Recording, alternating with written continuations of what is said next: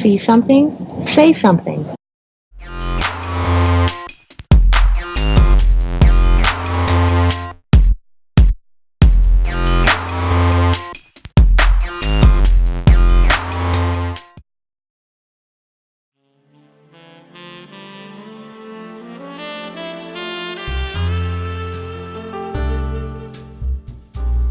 As I time walk through the memories of my life, I stumble across moments and people that changed me forever.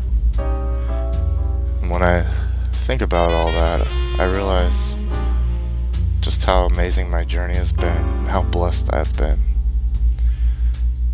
And I find moments that feel like I had died and became someone completely different. When I look back at the times, it almost feels like a movie that I just participated in. I'm starting to see that some of my favorite memories and the greatest people I've ever known are locked into my heart that way because, whether I knew it or not, I was learning the greatest lessons I could possibly learn in my life at those times. Once upon a time, in one of those lifetimes ago, I had the honor and privilege to know a man named Marvin. Marvin was one of the grumpiest, meanest, toughest old men I've ever met. And I had the privilege to get to know Marvin in a different way. And he taught me one of the most important things I could ever know. I had a picture painted in my mind of who Marvin was before I ever met him. I was married to his granddaughter at the time, and she had told me countless stories of this tough old man from Oklahoma, and how much he loved her, and how he raised her and saved her life a few times and always watched out for her. She always told me about how much she loved her grandma, and when her grandma had passed away, he had moved back to Oklahoma so that he could stay near her at the cemetery and visit her every day. That seemed so sad to me. I couldn't understand how you could love someone so much that not even death would break your desire to be with them. It was heartbreaking to me, actually. So when she proposed moving from California to go to Oklahoma to be near him, I was pretty down for it. I'm always up for an adventure, and that sounded like a pretty good one. And I didn't even know exactly what I was going to get myself into. I used to think sometimes that the only reason why we were married was so that I could meet Marvin. But when I look closer, I see that I learned 100 million lessons during that time. But the most important ones definitely were the ones that I learned from him. When Marvin had moved back to Oklahoma, he built his home next to a 100-year-old farmhouse that he let us live in when we moved there, and we spent a lot of time with him since we were right next door. I have so many memories of Oklahoma. It was an important time in my life, and some of the most important times as I look back were the times that I spent drinking coffee early in the morning with an old man. I'm naturally a pretty shy person, and Marvin was naturally a man of few words, but when he talked, he was pretty matter of fact and straight to the point about things. So our relationship started off kind of slow. When I think about those first awkward times that we spent together, it makes me smile because by the end of our time, Marvin and I were thick as thieves, and we were quite the talk of the town. Marvin was a very classy man who always had a button-up shirt and a tie and slacks and a pompadour and his cane, and I'm quite the opposite of that. And for a small town in Oklahoma, we became quite the talk. I'm not sure how many friendships between a 23-year-old and a 90-year-old have existed, but I sure do love a good story, and Marvin had so many. And I don't think anybody had taken the time to pick his mind about life, and I think he found that really unique and special about me. On Sundays after he had gone to the cemetery, he would go to a waterfowl refuge north of our our town and he would visit the ducks, and his granddaughter would go crazy about that because she was so afraid something would happen to him while he was up there. So one Easter, she decided to buy him some ducks so that he could have them in his own backyard and not have to go so far to see them. When he got those ducks, he was so excited. I'd never seen anything like it. I can honestly say I've seen a 90-year-old man chasing around ducks giggling like a 4-year-old kid. I remember watching him that morning and seeing how happy he was, and I thought it was really cool.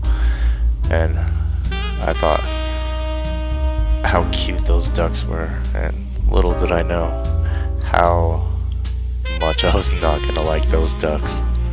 Within a few hours of Marvin and his ducks, he decided that they needed some sort of a home, and his granddaughter had a stroke of what she thought was genius and volunteered me to help him the next day to go to the little hardware store across the street and pick out some material to build them a little place to live. I didn't think it would be too bad. I just quit my job framing houses in California. I didn't think building a little duck coop would be any big deal. And she thought it would be a good chance for him and I to do a little bonding since we barely knew each other. That next morning was the first morning of many mornings that I spent with Marvin over a pot of coffee and chain smoking cigarettes. He told me what he was wanting for the ducks, and I kind of gave him my idea of what we could do. And when we were ready, we went off to the hardware store. When we got to the hardware store, I started looking for the cheapest material because I hate spending tons of money. And he kept telling me, this wood's no good, this wood's no good. And I didn't understand at that time that these ducks were more than just ducks to him. When I told him that I didn't understand that we were just building a duck coop, that we didn't need to get really nice stuff, he looked at me and he tapped his cane for the first time ever. And he told me, these are not just ducks, these are my ducks. And I realized then that I should probably just do what he said.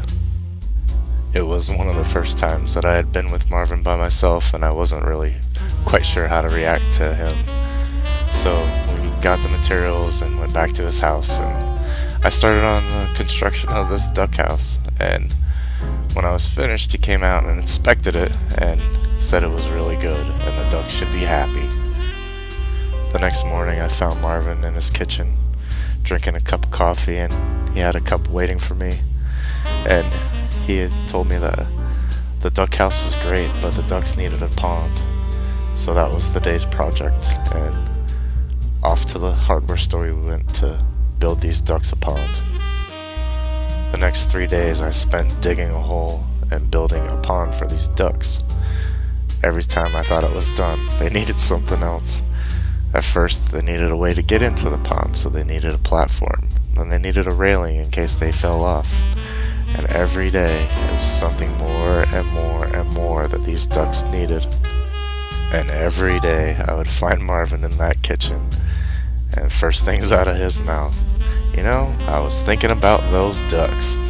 And I would start rolling my eyes. I remember thinking, what more could these ducks possibly need? I swear, I heard every story of every varmint that could get a duck that you could ever imagine in probably a 2-week period. I remember morning after morning walking into Marvin's kitchen and seeing him sitting there, and every morning I would think there's nothing that he could possibly think of that these ducks would need, and every morning he would blow my mind with the next thing that these ducks needed. I remember complaining to his granddaughter about all the work I was putting in for these stupid ducks. I told her that pretty soon he was going to have me put plumbing in, and I'm not kidding you. He had me put plumbing in. They needed a way to stay cool from the hot Oklahoma sun. I told him that's what the pond was for, and I learned quickly that I, again, should just do what he was asking because he really wanted that sprayer, so the plumbing got put in. After I finished building what I now dub the Taj Duck, I hated those ducks. They drove me crazy. They chased me all over the place, and were just completely mean, and I would just think, man, I built you this kingdom and you treat me like crap. I hated those ducks so bad. There came a time that Marvin decided that the ducks were too much for him to handle, and that he needed to give them to the waterfowl sanctuary that he used to visit after the cemetery. And I was so excited. I was so glad those ducks were gone. And it wasn't until later that I really realized why those ducks were so special to him, and why he loved them so much and made me do so much for him. A few months after Marvin had given his ducks away, he asked me to take him up to the sanctuary so he could visit them. On the way up there, I saw a historic marker for a community well, and I asked Marvin about it. He explained to me that that was a place that they used to go and draw the water for their houses, and that's where he had met his wife. And he had a million stories about that place and a million stories about those ducks. After listening to his stories, I realized why ducks were so special to Marvin, and why I had to do so many things for them, because they held the memory of everything that he loved in his life. I have to say, I have a special fondness for ducks now. They remind me of a grumpy old man who ended up loving me, and I love. And I hope that I can take his lesson of loving everything around you as much as you possibly can to heart. In closing, I just want to thank all my subscribers and everyone who's taken the time to listen to me. Always love. Peace.